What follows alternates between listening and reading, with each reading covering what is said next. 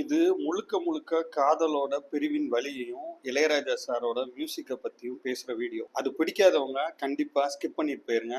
உங்க நேரத்தை உறுதியாக வீணாக்க வேண்டாம். வெல்கம் டு பேசி கிளிப்போம். இப்படித்தான் சினிமா கெடுக்கிறது. இந்திய சினிமால ஏன் உலக சினிமாலேயே லவ் ஃபெயிலியருக்கான பெஞ்ச்மார்க்கான சீன் அப்படின்னு ஒரு சீன் எடுத்து வச்சோம் அப்படின்னா டக்குன்னு யோசிக்காம சொல்ற சீன் ஒன்று உண்டு. அது என்ன? தளபதி படத்துல வர்ற ரஜினியும் சோபனாவும் பிரியிற அந்த பிரேக்கப் சீன். இன்னைக்கு வரைக்கும் அந்த சீனுக்கான பெஞ்ச் மார்க்னு ஒன்று இருக்குல்ல, அதை வேற எந்த சீனாலையும் நிறை செய்யவே முடியல. அப்படி ஒரு அட்டகாசமான சீன். இங்க பொதுவா காதல்னா பல்வேறு வடிவங்கள்ல அந்த காதல் புரிந்து கொள்ளப்பட்டிருக்கு. ஆனா காதல்னா என்ன? அது ஆணா இருந்தாலும் பெண்ணா இருந்தாலும் தான் நேசிக்கிற இணையர் எங்க இருந்தாலும் நல்லா இருக்கணும், சந்தோஷமா இருக்கணும், தன் கூட இருந்தா மட்டும்தான் நல்லா இருக்க முடியும், சந்தோஷமா இருக்க முடியும்ன்றதை தாண்டி சில சூழ்நிலைகளால பிரியக்கூடிய வாய்ப்பு ஏற்பட்டாலும் அவங்க எங்க இருந்தாலும் நல்லா இருக்கணும், சந்தோஷமா இருக்கணும்னு யோசிக்கிற அந்த உண்மையான காதல் இருக்குல்ல, அந்த காதல் பிரிவுக்குள்ள வரும்போது அது எப்பேற்பட்ட வலியோட அது இருக்கும் அப்படின்றதுக்கு இந்த சீனுக்கு இணையான சீன் ஒண்ணு இருக்கா அப்படின்றது எனக்கு தெரியல. தளபதி படம் வெளியான வருஷம் 1991. இப்ப 2026, 35 வருஷம் தாண்டியும் இந்த சீன் நிக்கிற உயரம் ஒண்ணு இருக்குல்ல, இனி 7 ஜென்மத்துக்கும் அந்த சீன் நிக்கும். அப்படி ஒரு தரமான சீன் அது. நான் காதலை பத்தின ஒரு டெஃபினேஷன் சொன்னேன்ல, அது இந்த படத்தோட இறுதியில ஒரு காட்சியில வரும். ரஜினியும் சோபனாவும் பிரிஞ்சிடுறாங்க. படத்தோட இறுதியில ரஜினி சோபனாவை பார்க்க வருவாரு. ஆக்சுவலி ரஜினி கலெக்டரை பார்க்க வருவாரு, அங்க சோபனா இருப்பாங்க, கலெக்டரோட மனைவியா இருப்பாங்க. ரெண்டு பேரும் சந்திக்கும் போது எப்போதும் போல இளையராஜா பிஜிஎம்ல ஒரு செம்மையான ஒரு சம்பவம் பண்ணி முடிப்பாரு. ரெண்டு பேருக்கான கான்வர்சேஷன் ஸ்டார்ட் ஆகும். முதல்ல சோபனா கேட்பாங்க, நீங்க எப்படி இருக்கீங்க அப்படின்னு. இதுக்கு ரஜினி பதிலே சொல்ல மாட்டாரு. அவர் பாடி லாங்குவேஜ்ல ஒண்ணு இருக்கும், நீங்க உணர்ந்தவங்களுக்கு அது தெரியும். என்னை பொறுத்தவரை இருக்கேன் அப்படின்றது இருக்கும். அதை முடிச்சுட்டு ரஜினி கேட்பாரு, நீ எப்படி இருக்க அப்படின்னு. அவர் எப்படி உன்னை வச்சிருக்காருன்னு அடுத்த ஒரு கேள்வி கேட்பாரு. முடிஞ்சு. அதாவது ஒரு உண்மையா ஒரு பெண்ணை நேசிக்கிற இல்ல ஒரு ஆணை நேசிக்கிற பெண் யோசிக்கிற முக்கியமான விஷயம், அவங்க இணையரா ஆயிருக்க ஒருத்தங்க அவங்கள எப்படி வச்சிருக்காங்க, சந்தோஷமா வச்சிருக்காங்களா? சந்தோஷமா வச்சிருந்தா ஓகே, இதுதான் அதிகபட்சம் அந்த காதலோட தன்மை. அது உள்ளுக்குள்ள 1000 பெயின் இருக்கலாம்.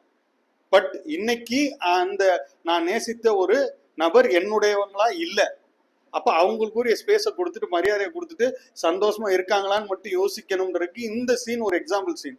இதை விட்டுருங்க. இப்ப அங்க வர்றேன், மெயின் சீனுக்கு வரேன். இப்ப சந்தர்ப்ப சூழ்நிலையால சோபனாவால ரஜினியை கல்யாணம் பண்ண முடியல. சோபனா அந்த அவங்களுக்குள்ள இருக்கிற அந்த சிக்கல்களை தாண்டி வர முடியாது. ஆனா தான் நேசிச்ச ஒருத்தன்ட்ட அதை சொல்லணும் அப்படின்னு நினைச்சு சோபனா வர்றாங்கல்ல, அங்க இருந்து ஆரம்பிக்கிற அந்த சீன். ஒரு பெண் தான் உண்மையா நேசிச்ச ஒருத்தன்ட்ட போய், என்னால முடியலடா, இதை தாண்டி வர முடியல, என்ன மன்னிச்சிரு, இல்ல நான் சொல்றதை தயவு செஞ்சு கேளு அப்படின்னு இறைஞ்சிற ஒரு நிலையில சோபனா வருவாங்க. அங்க ரஜினி உட்கார்ந்துருப்பாரு.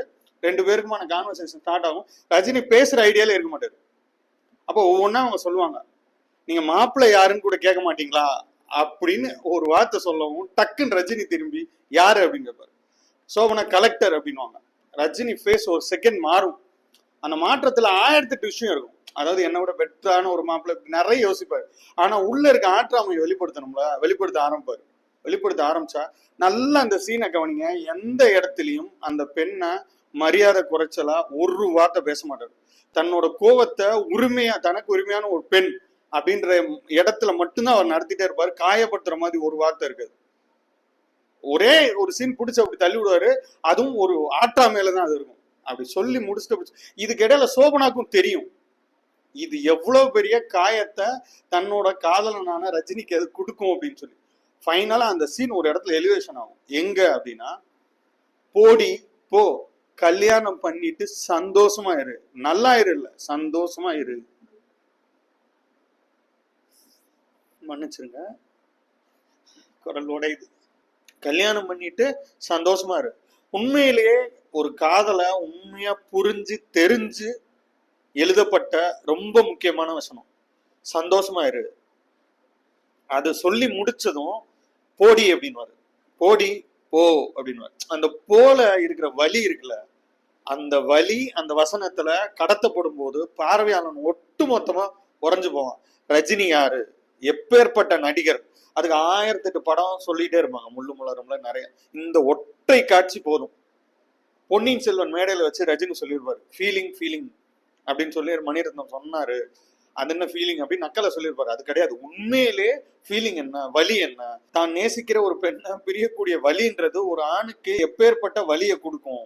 அந்த வலி வார்த்தைகள்ல வெளிப்படும் போது அது எப்படி வெளிப்படும்ன்றத இதை விட சிறப்பா நடிக்க முடியுமா அப்படின்னு எனக்கு தெரியல. அப்படி போவாங்க. அது வரையும் 2 ஷாட், 2 பேர் இருப்பாங்க. 2 ஷாட் கட் பண்ணா ரஜினி மட்டும் சிங்கிள் ஷாட்டு ஃப்ரேம்ல ரஜினி சூரியனை மட்டும் இருப்பாங்க. ரஜினி பாக்குறப்ப அவர் கண்ணில் தெரிகிற வேதனை, வலி, இது எல்லாத்தையும் தாண்டி சோபனை நடந்து போறப்ப எத்தனை பேர் கவனிச்சிருப்பீங்கன்னு தெரியும். ஆற்றாமை, இயலாமை, வலி, இந்த காதல் தோத்து போச்சுன்ற அந்த பெயின் எல்லாத்தையும் சுமந்து என்னால ஒண்ணுமே பண்ண முடியலையே அப்படின்னு அந்த 2 பெரிய தூண்களுக்கு இடையில இருக்கிற அந்த குறுகலான பாதையில அவங்க நடந்து போவாங்க. இளையராஜா அங்க வயலின்ல பாட ஆரம்பிப்பாரு. திரும்பவும் சொல்றேன், வயலின்ல பாட ஆரம்பிப்பாரு.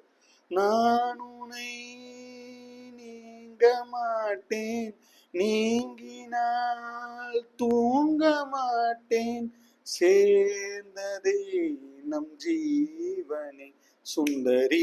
இதுவரையும் வயலின் பாடி இருக்கும். அதுக்கடுத்து கண்ணால் ஒரு சேதி சொல்லடி, இந்நாள் நல்ல சேதி. இது வரைக்கும் புல்லாங்குழல். ஒரு காதலோட வலிய இசையில வாய்ப்பே இல்லை. இதை விட சிறப்பா சொல்ல முடியுமா அப்படின்னு. இந்த இசையை எந்த இடத்துல இருந்து தொடங்குது இந்த காட்சியிலன்னு ஒண்ணு இருக்கு. பேசாத அப்படின்னு ரஜினி சொல்றதுல இருந்து இசை அது வரையும் சைலண்டா இருக்கும். ஒரு இசையமைப்பாளருக்கு எந்த இடத்துல சைலண்ட்ல விடணும், எந்த இடத்துல மியூசிக்க கொண்டு வரணும்ன்ற ஒரு மிகப்பெரிய ஒரு புரிதல் இருக்கணும்னு சொல்லுவாங்க. அப்படி ஒரு புரிதல் இருக்கிற ஒரு ஜீவன் இளையராஜா. தெரியல, அந்த மனுஷனோட மேஜிக் இருக்குல்ல. செகண்ட் ரிலீஸ் அப்ப இந்த தியேட்டர்ல போய் இந்த படத்தை பாக்குறேன். உடையாம பேசணும்னு நினைச்ச முடியல, மன்னிச்சிருங்க. அப்ப செகண்ட் ரிலீஸ் அப்ப இந்த மொத்தமா அந்த சீனை தியேட்டர்ல போய் பாக்குறப்ப அந்த கிடைச்ச ரெஸ்பான்ஸ் இருக்குல்ல, இங்க யார்கிட்ட வலி இல்லை, எத்தனை பேர் அந்த வலியோட இருக்காங்களோ அத்தனை பேருக்கும் ஆற்றுப்படுத்துற மாதிரியான ஒரு காட்சிய, ஒரு இசைய இளையராஜாவை தவிர வேற யாராலும் கொடுக்க முடியுமா? எனக்கு தெரிஞ்சு இல்ல. திருப்பி மணிரத்னம் நினைச்சாலும், சந்தோஷம் நினைச்சாலும், ரஜினி நினைச்சாலும், சோபனா நினைச்சாலும், யார் நினைச்சாலும் இந்த காட்சியை திருப்பி மீள் உருவாக்கம் பண்ண முடியுமான்னு எனக்கு தெரியல. அப்படியே விளாண்டுருப்பாங்க. மணிரத்னத்தோட டைரக்ஷன் ஆகட்டும், சந்தோஷ் சிவனோட அந்த ஃப்ரேமிங், லைட்டிங் ஆகட்டும், ரஜினியோட எக்ஸ்ட்ரானரி, சோபனாவோட எக்ஸ்ட்ரானரி பெர்ஃபார்மன்ஸ் ஆகட்டும், எல்லாத்தையும் தாண்டி இதை கொண்டு போய் உச்சாணி கும்பல நிறுத்தின இளையராஜாவோட அந்த ஆத்மார்த்தமான ஆன்மாவில இருந்து இயற்றப்பட்ட அந்த இசை கோர்வையாகட்டும், சொல்லிக்கிட்டே போலாம். ஒவ்வொரு அதாவது இந்த காட்சிய எத்தனை கோடி முறை நான் பார்ப்பேன்னு தெரியாது, பார்த்திருக்கேன், எத்தனை கோடி முறை பார்த்திருக்கேன்னு தெரியாது, அடுத்து பார்ப்பேன்னு தெரியாது. சாகா வரம் பெற்ற ஒரு காட்சி அப்படின்னு சொன்னா தமிழ் சினிமால குறிப்பா காதலோட வலிய புரிய வைக்கிற காட்சி எதுன்னா இதுதான். இந்த ஒரு காட்சி போதும் ஒருத்தனை ஆற்றுப்படுத்த.